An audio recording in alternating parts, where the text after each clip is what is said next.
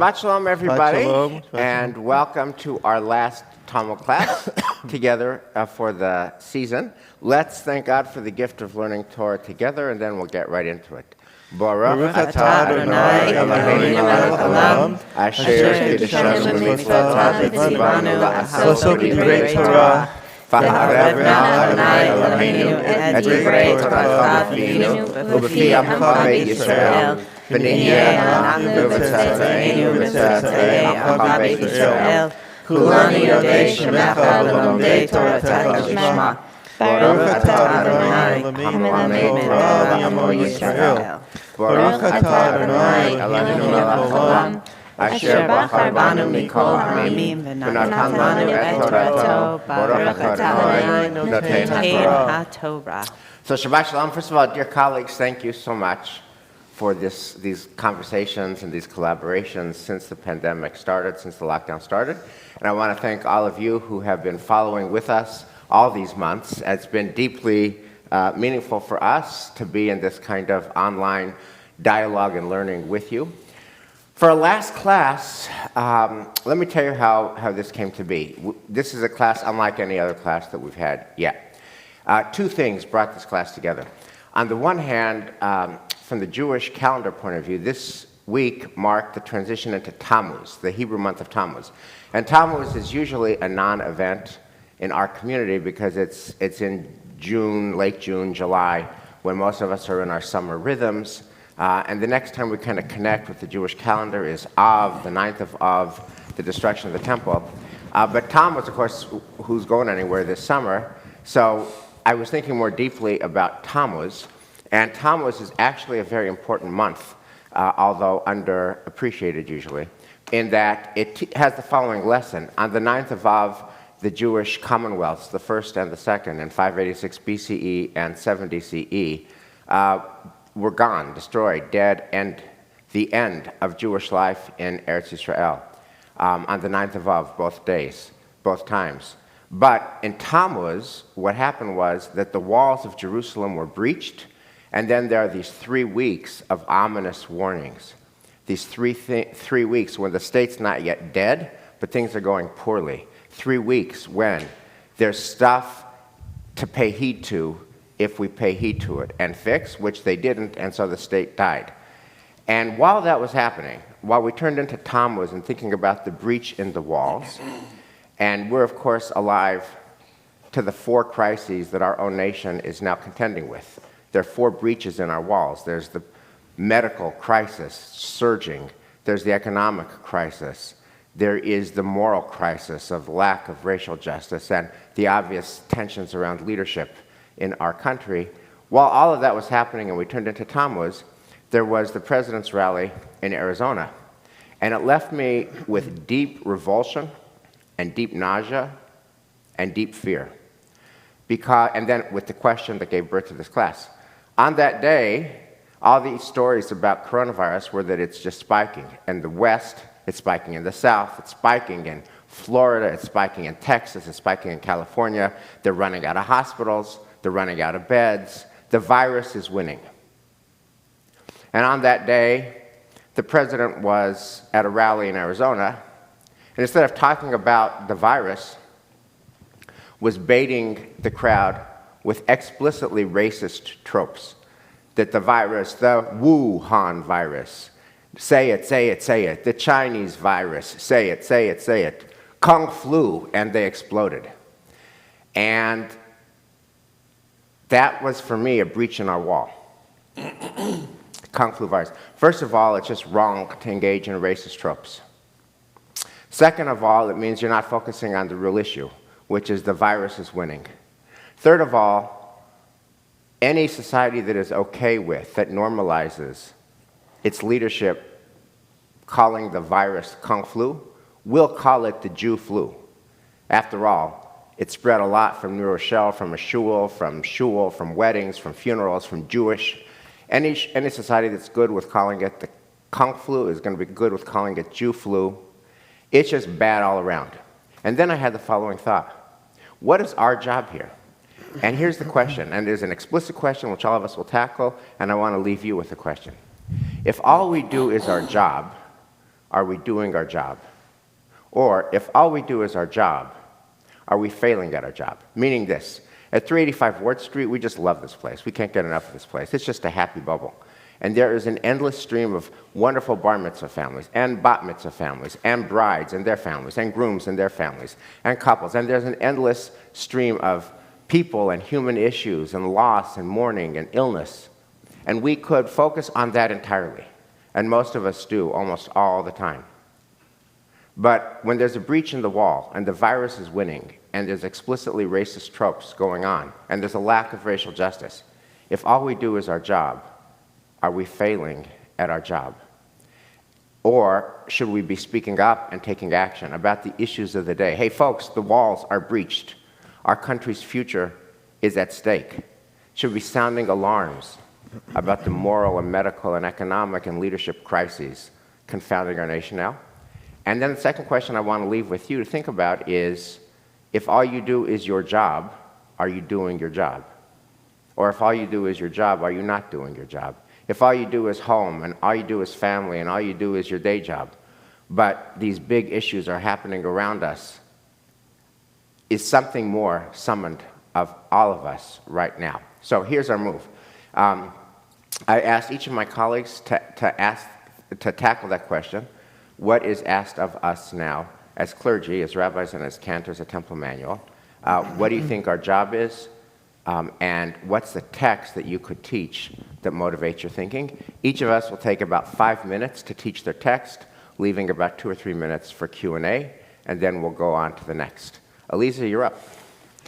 All right, so we're jumping into Talmud, and the section that I chose is commenting on a Mishnah which talks about the cases in which an animal can't be allowed out into the public sphere on Shabbat. So seemingly totally irrelevant for our conversation, but I think this is a really important question, which is, how do we see the most vulnerable, the most powerless in our midst, and their own power on Shabbat, the day when we all get to be like God and rest and be human beings rather than human doings? What do we allow our animals to do?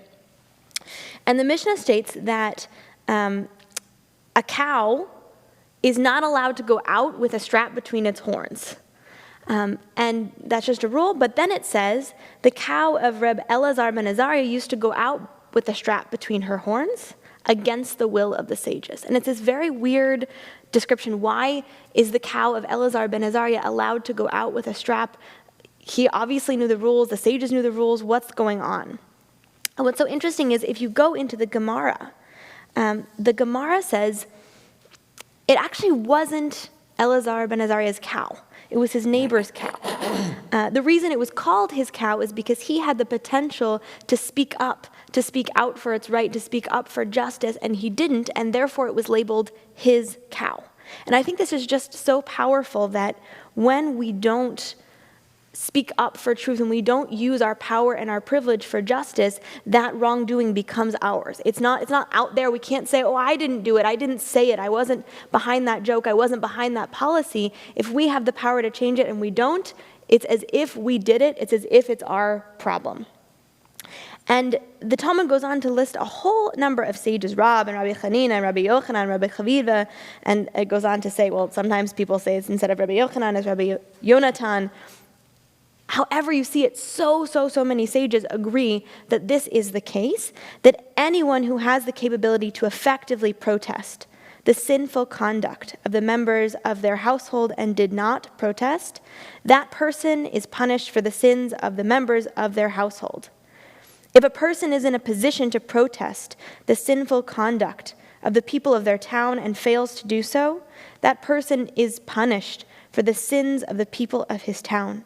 If a person is in a position to protest the sinful conduct of the whole world, and that person fails to do so, then they are punished for the sins of the whole world. Now, what is capability to effectively protest?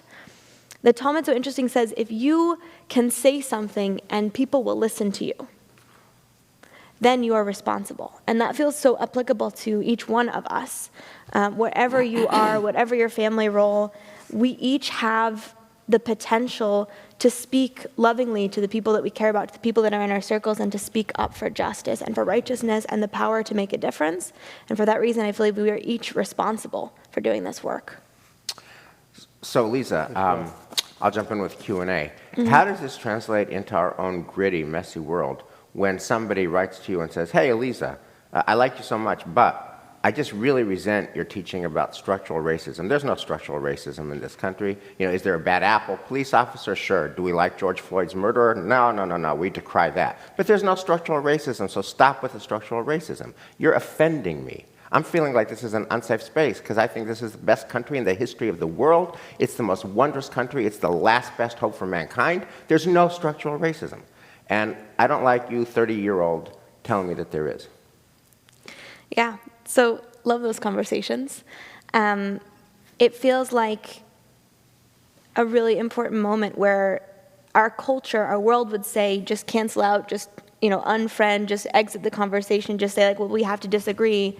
But I think this text says, I have an obligation to meet with that person, to meet with groups of people, and to have a conversation, and to do learning together, and to grow together, and to use whatever power I have to try to speak up for justice. And I'm not obligated to control, it wasn't Elazar ben Azariah's job to control that cow. It was his job to speak up about the cow being mistreated on Shabbat. And so that's what is on me, is to speak up and to continue to speak up. And it's not about, I can't control what happens, but I can control what I do about it. Can I ask you a question? Another way of seeing this text from the simplest view is, you said something about at the beginning, what was exactly the words about the cow wearing in his head? A strap. A strap. The first thing that comes to mind when I hear that is when, during the Holocaust, the Jewish people had to wear the yellow star. And they were singled out for being Jewish. And I'm thinking about, this cow being singled out. It's just a comparison. And that's what we don't want from society. Like you said, the Chinese virus. That is singling out a group of people in a nation that should be accepting everybody. I think it's an interesting connection, particularly because the understanding of the Gemara of the strap is it's something that's used for work. That the reason it's prohibited on Shabbat is because cows should be able to rest and take a siesta just like all of us. And so if you have the strap... Siesta, you said? Yes, a siesta. Thank you. That's my favorite part of Shabbat. A shluf, however you want to say it.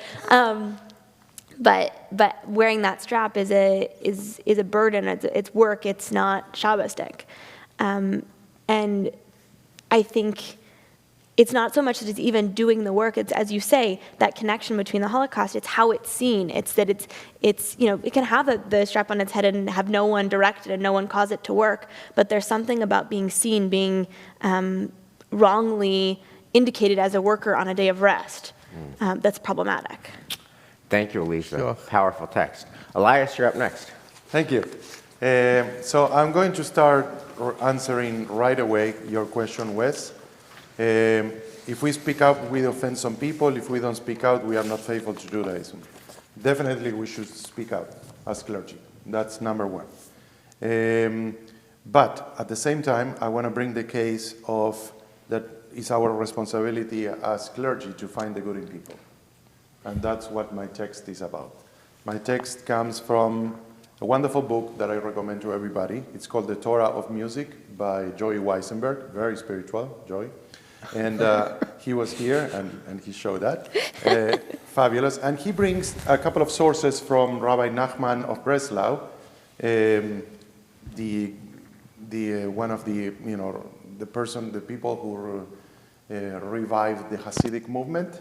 And it's fabulous what he writes. He says the following. He starts by talking about Pirkei Avot. Know that you must judge each person with the benefit of the doubt.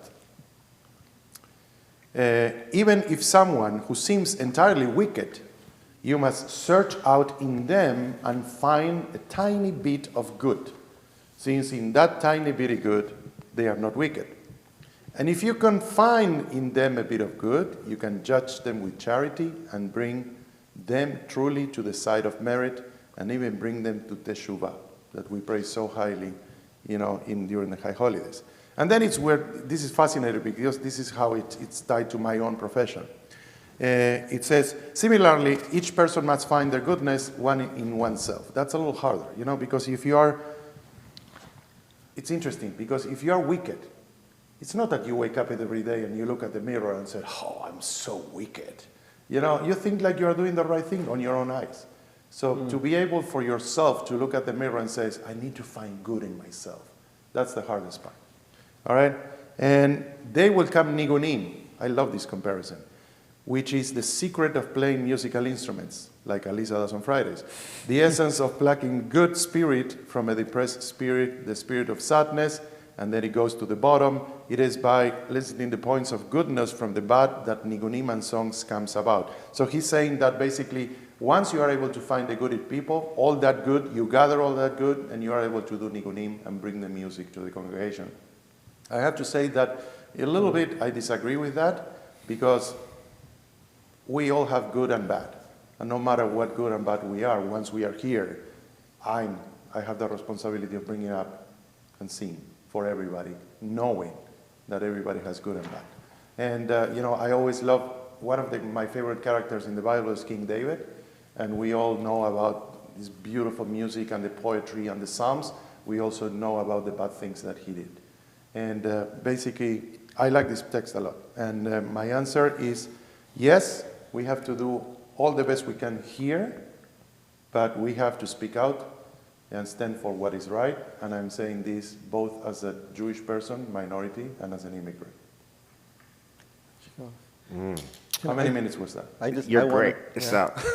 I just wanted to say, so what you were saying just also reminds me so much of how we start Yom Kippur with Kol Nidre. That we are here praying with those that are not perfect. Exactly. Right? And so therefore we recognize in each of us the fact that we... Right, because we are a big tent. Yes. And there is room for everybody. Okay, so Elias, I just want to see where the rubber hits the road here.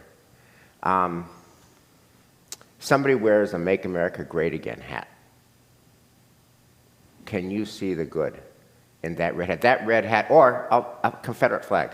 Somebody comes, drop off their kid with a bar mitzvah lesson, and they've got a Confederate flag. Can you see the good in the person who wears a Confederate flag on their car, the person who's wearing MAGA? Can you see the... I cannot see the good right away. I have the job to go and seek for the goodness in that person. And then speaking out means, hey, you may offend a lot of people by doing that. Would you kindly remove your hat? Michelle and Aliza, how would you tackle that? No, they're actually a good 1-2 punch here, because with Elias's gorgeous text, which reminds us that actually we need many voices in order to make a choir.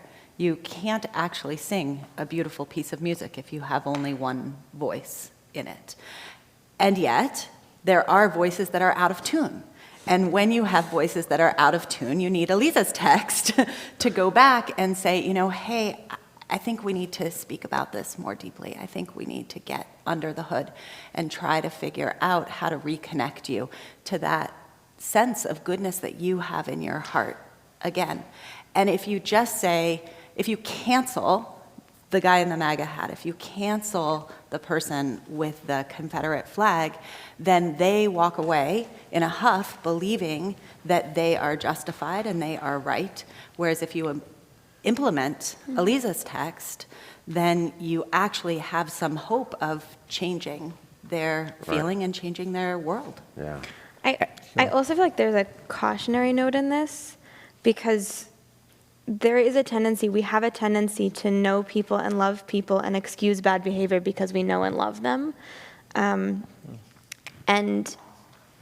what's so interesting to me is at the same time that Rav Nachman says you have to see the goodness within every person, he also says you also have to be actively working to bring them towards goodness and justice. Like it's not enough to see them, and it's not enough to say, oh, boys will be boys, or I'm sure she didn't mean it that way, or I'm sure that wasn't what happened. It wasn't that, I have a friend who's black and who's come to this community, and my friend shared with me that there are times where people don't shake her hand or don't look at her or don't acknowledge her.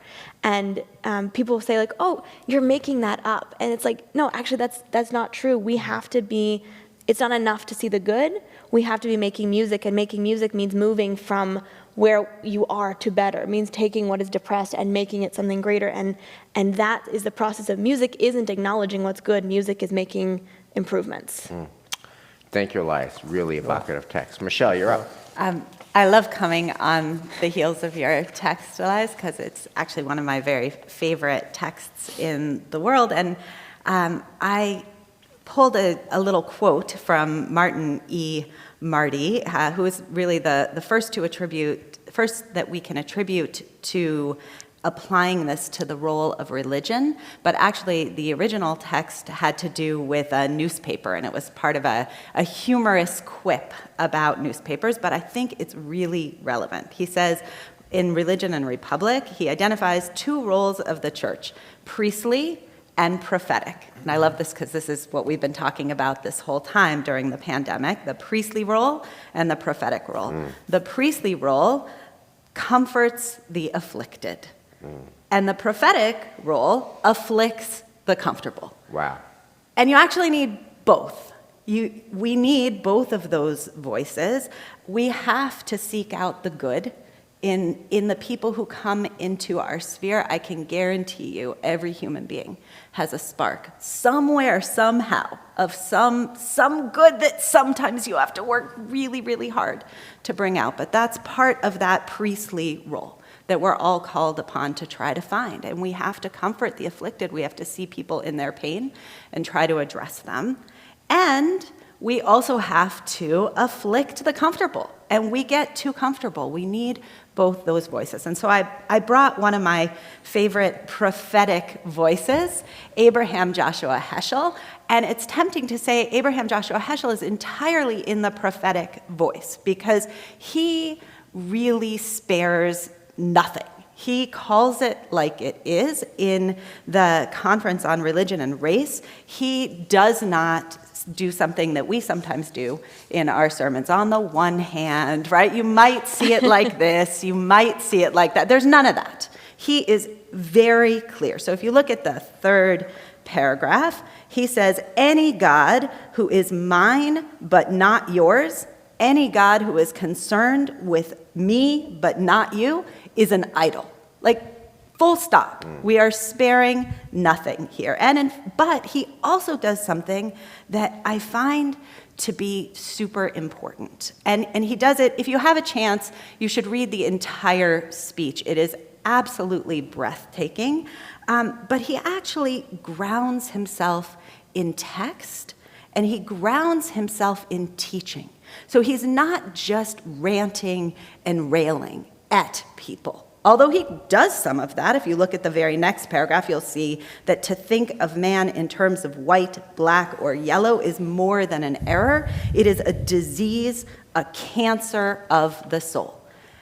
But when he couches it in text, he also is engaged in a process of trying to bring people along. He's trying to help people to find that space and that place where they can say, ooh, I know that. Maybe I can see this in a different way, and to open people's eyes. So he's actually, I believe, spanning not only the prophetic voice, but a little bit of the priestly voice too. So I want to focus on the two pieces of text that I pulled out, although he brings many, many more. The first is that he says, look, guys, we've been doing this for a long time.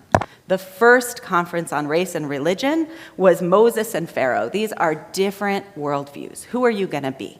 And later on in his words, if you'll turn to the back page, he actually says, in the second to last paragraph that I pulled, we are all pharaohs or slaves of Pharaoh. Right? His idea is, look, this has been long-standing. It is an epic, historic struggle. And all of us have to locate ourselves somewhere in this cosmic drama. It is sad to be a slave of Pharaoh. It is horrible to be a Pharaoh. And when he pulls that move, he helps me see my own story as part of a cosmic story. He opens my eyes. He's not just yelling at me. He's inviting me to see myself as part of a cosmic drama. And so he speaks fully as a prophet. And I pulled a little piece, we don't have that much time to go into it, but I did pull a little piece a little bit farther up, that the prophetic voice is the one who is able to see our indifference to evil, is able to see and to call people out. So if you look on what's called here page 4, in a sense, the calling of a prophet may be described as that of an advocate or a champion, speaking for those who are too weak to plead their own cause. Indeed, the major activity of the prophets was interference, remonstrating about wrongs inflicted on other people, meddling in affairs which were seemingly neither their concern nor their responsibility. A prudent man is he who minds his own business, staying away from questions which do not involve his own interests, particularly when not authorized to step in. And prophets were given no mandate. And then he goes on to say there's an evil which most of us condone. And then, if you'll skip another sentence, the prophet's great contribution to humanity was the discoverance of the evil of indifference. One may be decent and sinister, pious and sinful, but all prophecy is one great exclamation: God is not indifferent to evil. So I want to leave it there, because I feel like that sense that you have, Elias, from your text, that everyone has some good in it, Heschel actually says yes, right? You can be decent and still have this problem. And it's an age-old problem, and I want to invite you to wake up and to see your place and your role in this trauma.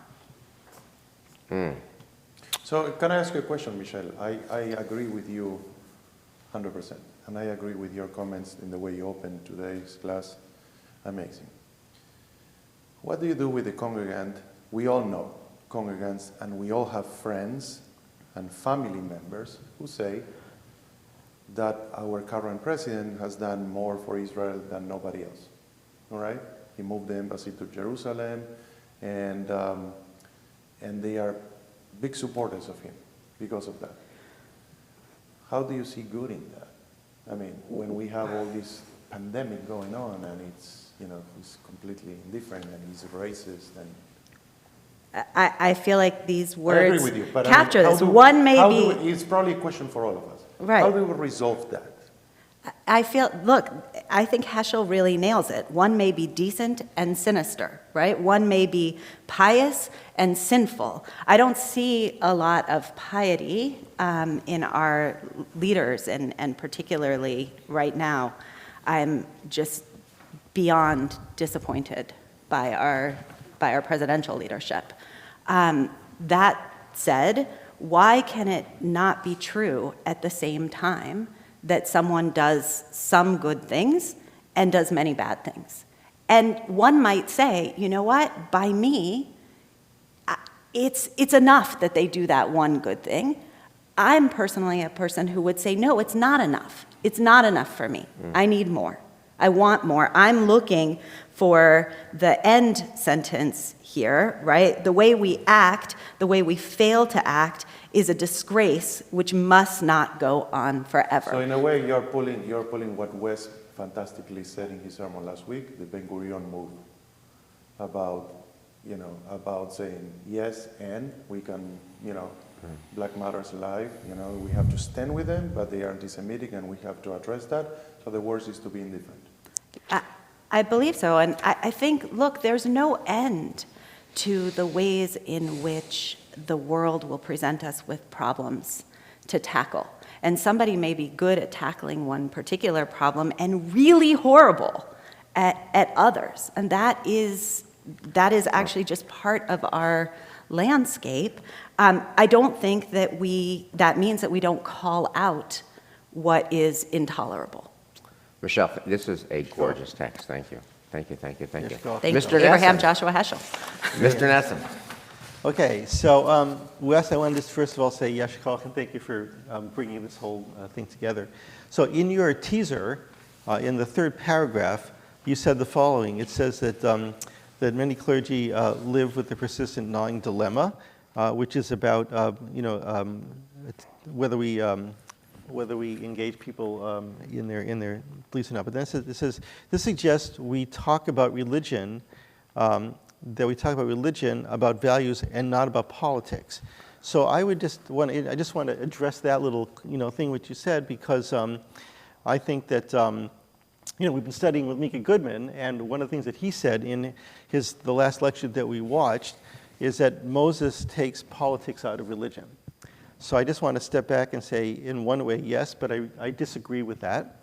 And I would say rather that politics is actually the manifestation of our religious values. So we don't take it out. And then also in your teaser in the fourth paragraph, you said, how can a religious community not speak in favor of and work towards economic justice? And I would just say, yes, that's exactly right. Yes, we should be doing that. And we started out together, how many weeks ago, studying the 15, but Treyasar, nobody's a counting. long time ago. Who's counting? Yes, counting. That's exactly right. We started to talk about with the Treyasar, looking at texts, of prophets, and it became evident that the role of the prophets is actually to hold up a mirror, that we have to see ourselves in a mirror, reflecting back what our role is. So I just want to go to the Mishnah that I chose, which is I chose a Mishnah, Sanhedrin, Talmud Bavli, Sanhedrin 37a. And if we look at that, this is on page 5 in the handout. And in the first paragraph, it says this is a Mishnah about capital offenses. How does the court intimidate the witnesses in giving testimony for cases of capital law? And the next paragraph, the court tells them, you should know that cases of capital law are not like cases of monetary law. In cases of monetary law, a person who testifies falsely, causing money to be given to the wrong party, can give the money to the proper owner and his sin is atoned. In cases of capital law, if one testifies falsely, the blood of the accused and the blood of his offspring that he did not merit to produce are ascribed to the witness's testimony until eternity. So the proof text of this, we have two proof texts. One is the story of Cain, and then on the next page we have the proof text of the story of Adam Harishon, Adam. So it says, therefore, the court tells the witnesses, therefore, Adam, the first man, was created alone to teach you that with regard to anyone who destroys one soul, it is as if he destroyed an entire world, as Adam was only one person from whom the population of the entire world came forth. And conversely, anyone who sustains one soul, the verse ascribes him credit as if he sustained an entire world.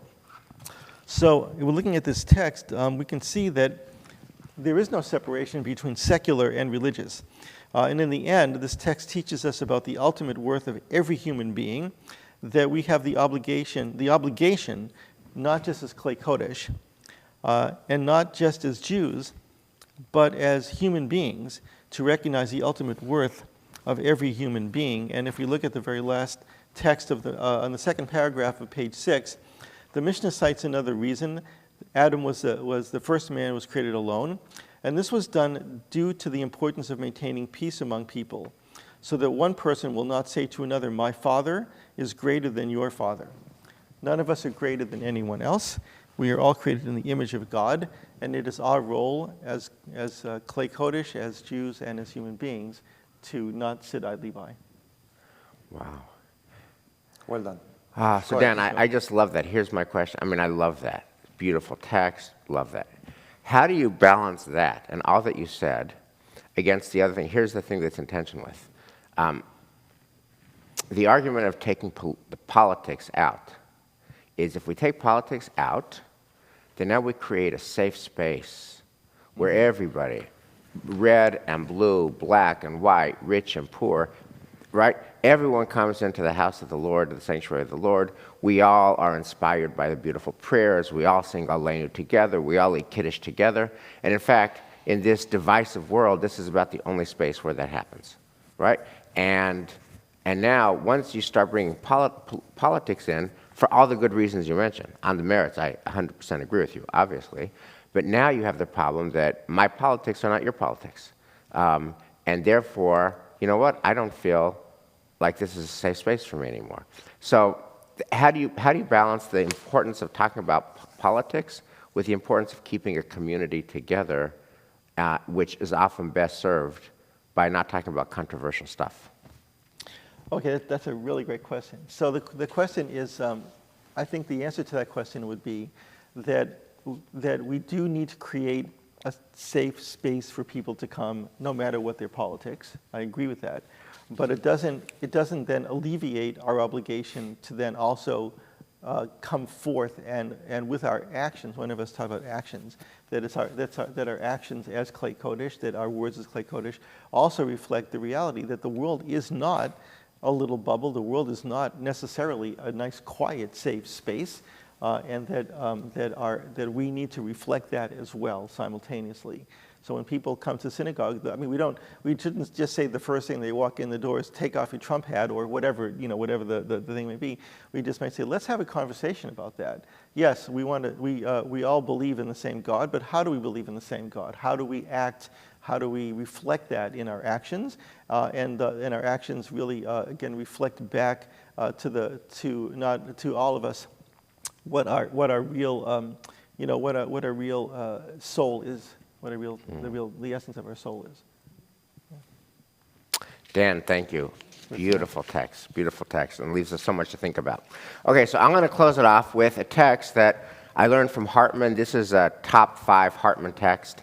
In fact, Lauren Birkin, rabbi at Hartman, taught it this summer in I Engage. So what I want to do is read the text. I'm going to give you Lauren Birkin's interpretation. For the same low price, I'm going to give you Shai Held's interpretation, which is a different interpretation. At the very end, I'll give you my own spin on this text. This text from Bereshit Rabbah, Genesis Rabbah, asks the question, that's on Lech Lecha, go, Abraham, go forth, leave your home, and go to the land I'll show you. The question this is trying to tackle is, why Abraham? Why did he merit being singled out by God?